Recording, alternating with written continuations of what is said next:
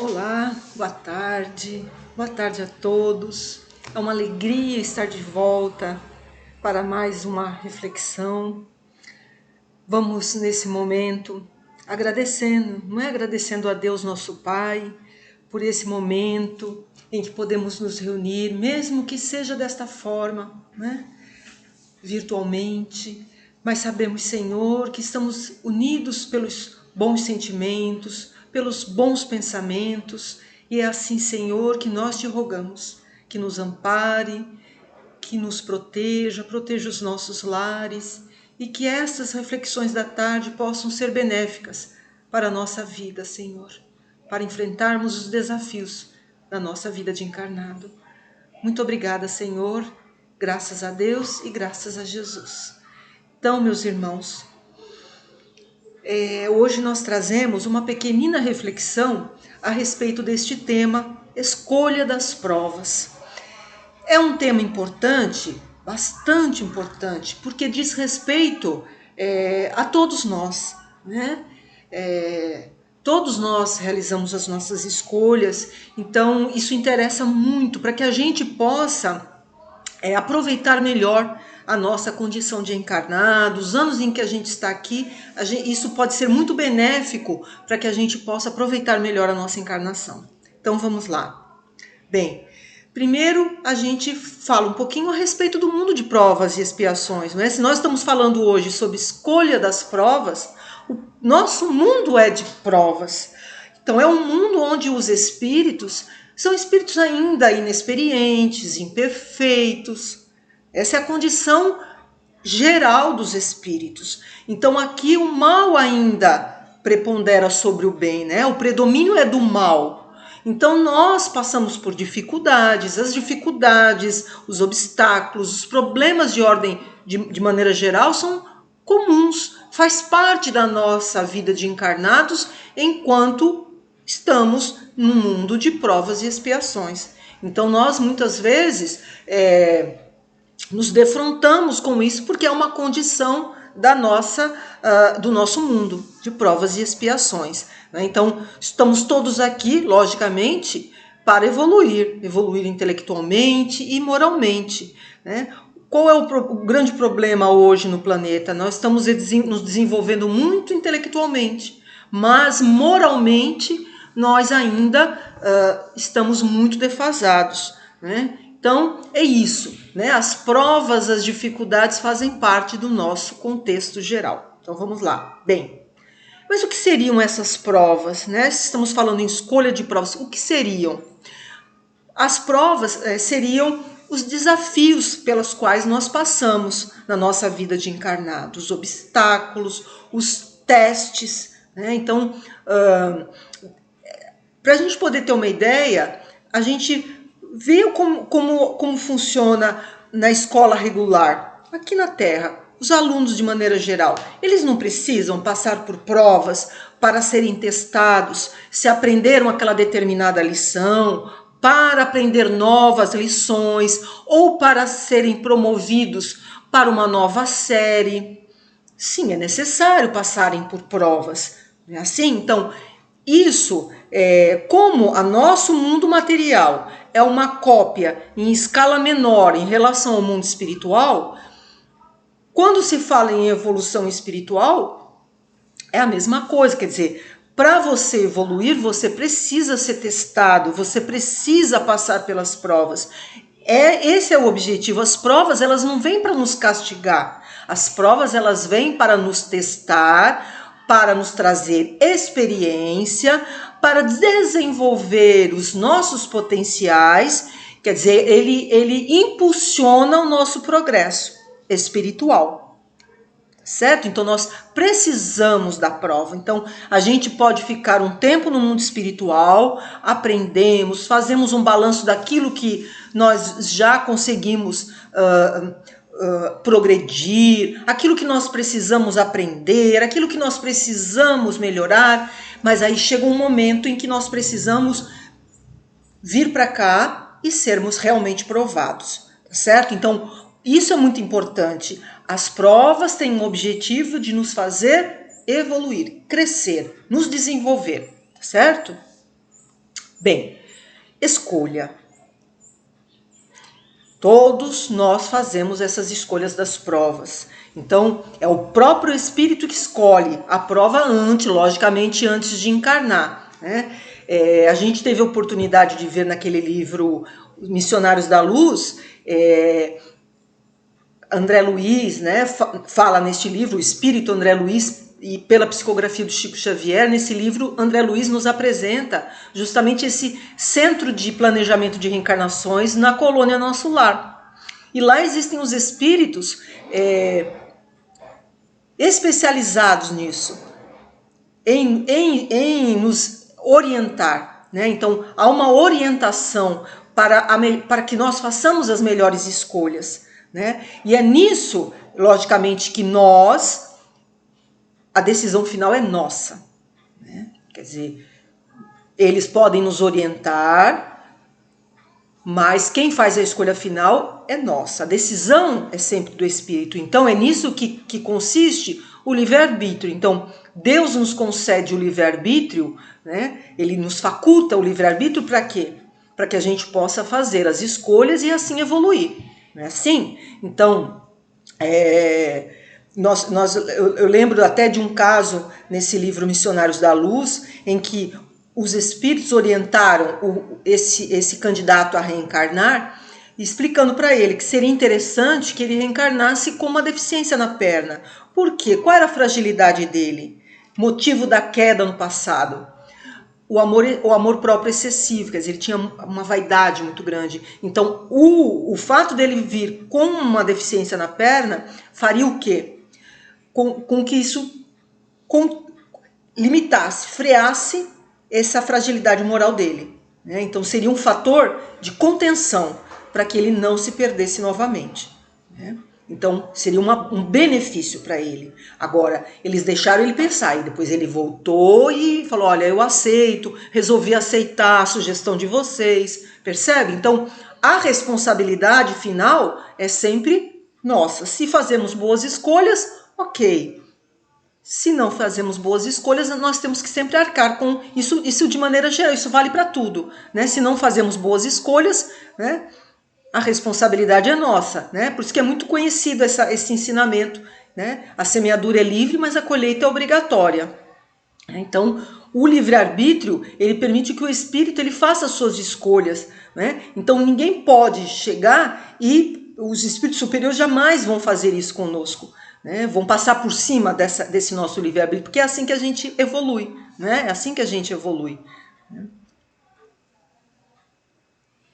Fazemos boas escolhas, temos o mérito pela escolha boa, né? Agora, se não fazemos escolhas equivocadas, arcamos com as consequências. Bom, aí a gente entra num outro aspecto importante, que está lá no Evangelho segundo o Espiritismo, lá no capítulo 5, Bem-aventurados os aflitos, né? Onde Kardec ele vai nos falar das causas das nossas aflições. Segundo ele, né? Segundo ele, temos duas causas, as causas atuais e as causas anteriores.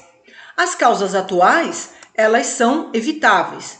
Por exemplo, quando nós nos excedemos na alimentação, hábitos nocivos como o tabagismo, como o alcoolismo, as drogas, pensamentos negativos, né? A cólera, pensamentos negativos, sentimentos negativos como maledicência, né? Como a mágoa, o ódio, né? Tudo isso vai fazer o quê? Vai trazer problemas que nós nem precisaríamos passar. São aflições que nós somos os agentes. Não tem nada a ver com o passado, né? Mas, como nós estamos falando hoje aqui sobre a escolha das provas, nos interessa as outras causas, que seriam as causas anteriores, né? Essas sim são inevitáveis. Então, por exemplo, uma criança quando nasce com uma doença, aí você fala, nossa, mas o que ela fez para merecer isso? É um anjinho ainda, né? Então você fala, nossa, não, mas é um espírito que já teve suas vivências no passado, né? E aí Kardec vai falar assim, olha, pelo princípio de que todo efeito tem uma causa, e admitindo-se de que Deus é justo, essa causa deve ser justa, né?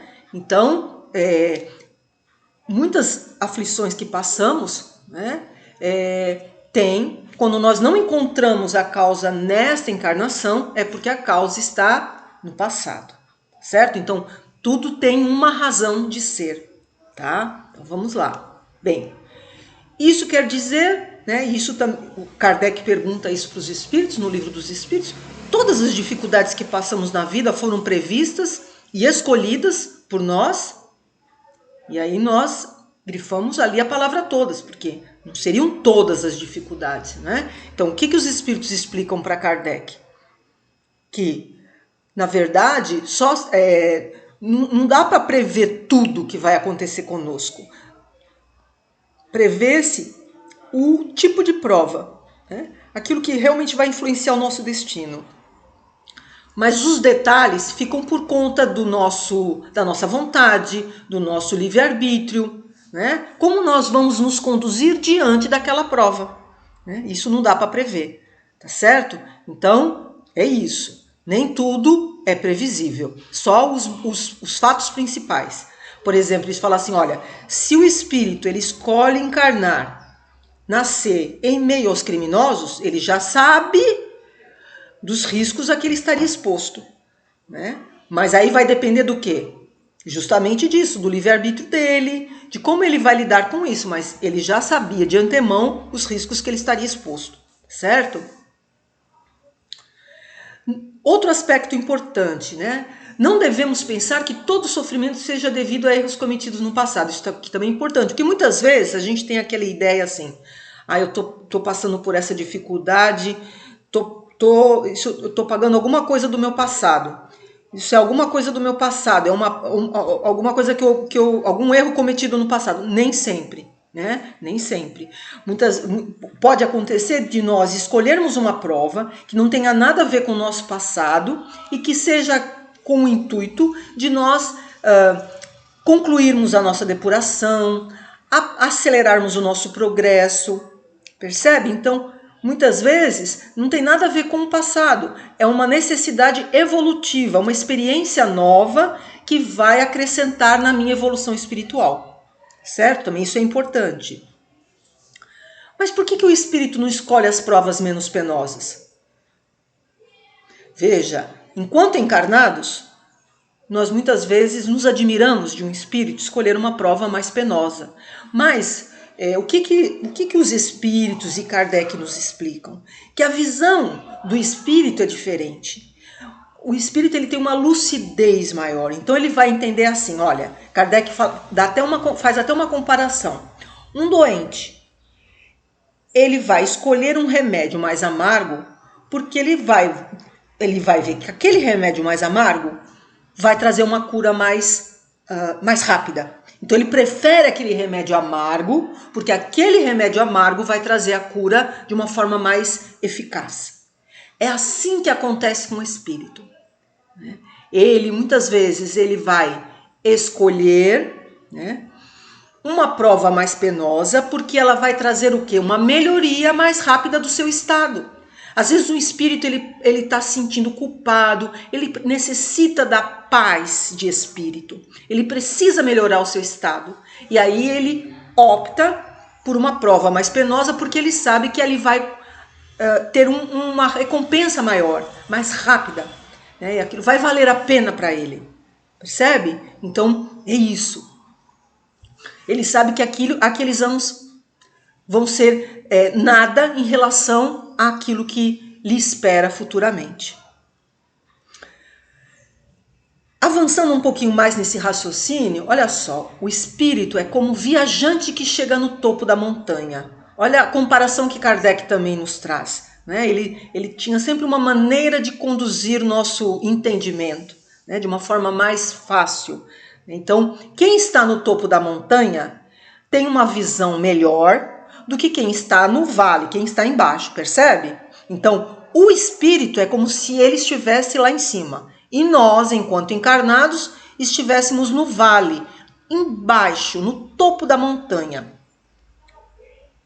Embaixo. E no nevoeiro. em nevoeiro. É isso que ele faz. Olha, nós estamos embaixo e no nevoeiro. Quer dizer, a nossa visão enquanto encarnados é muito diferente de quem está no mundo espiritual.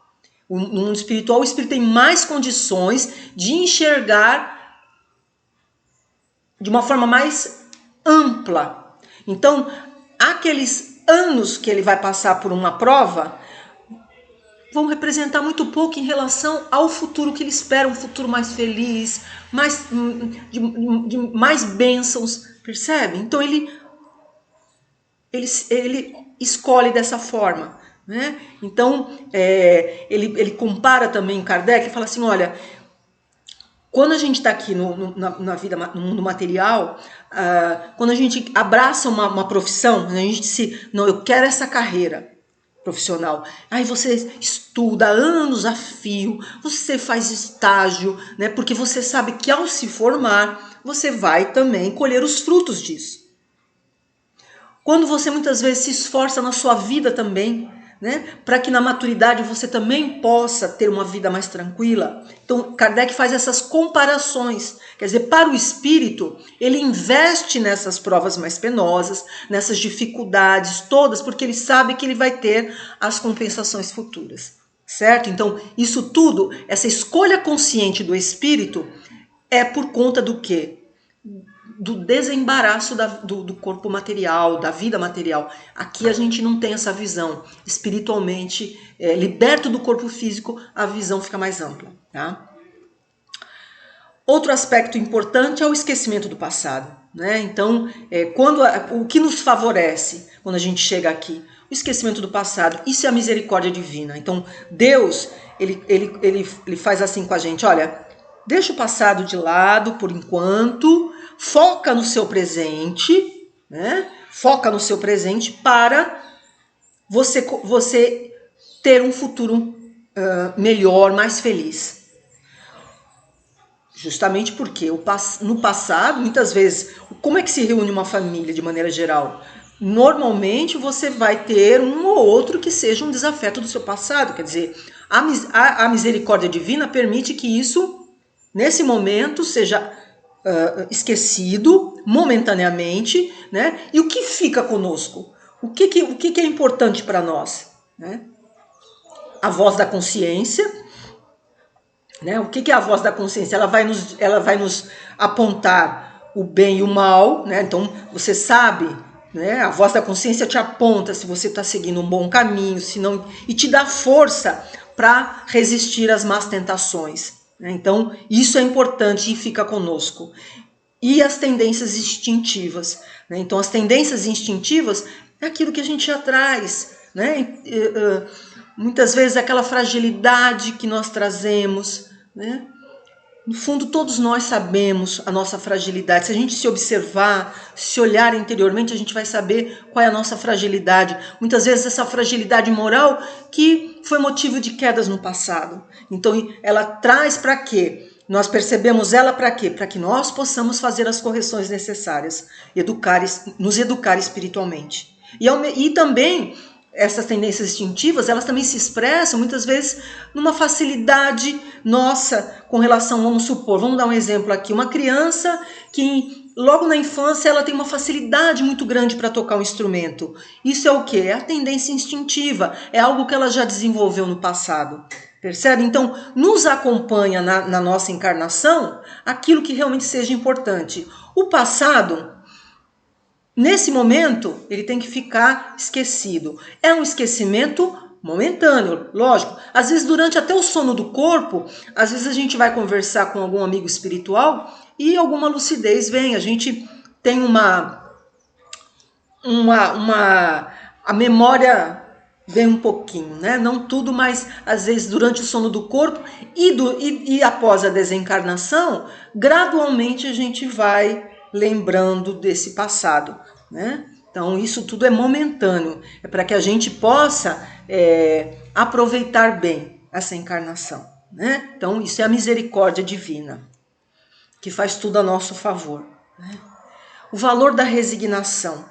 E isso também é importante. Quando a gente está falando em provas que nós passamos, a resignação faz toda a diferença.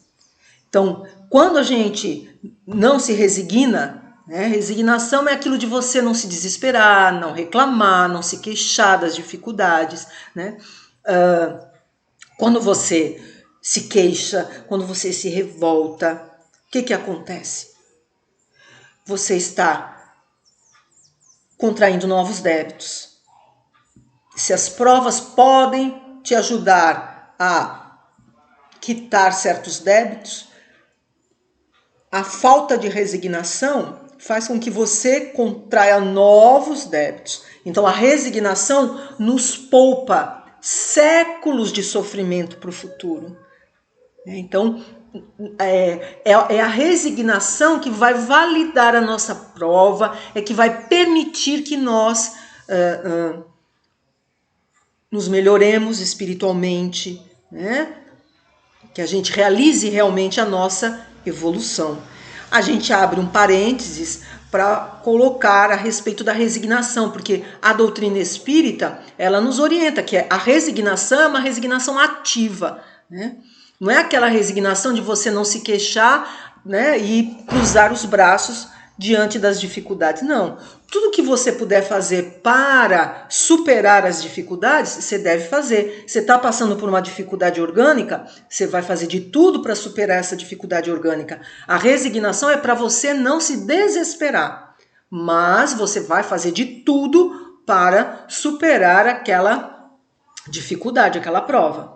Certo? Mas de toda forma a resignação é muito benéfica para que a gente possa poupar, né, dificuldades futuras. Não a gente fica naquele ciclo de encarnações, né? Você quita de um lado, contrai dívidas de outro. Então, você compromete a sua evolução, né?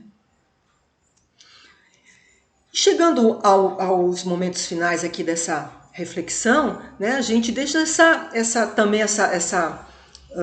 importância do aspecto espiritual, né? Encarar a vida na Terra levando em conta o aspecto espiritual faz toda a diferença, né? Ajuda a diminuir a importância das coisas deste mundo, né? Então dá mais leveza, né? Dá mais leveza.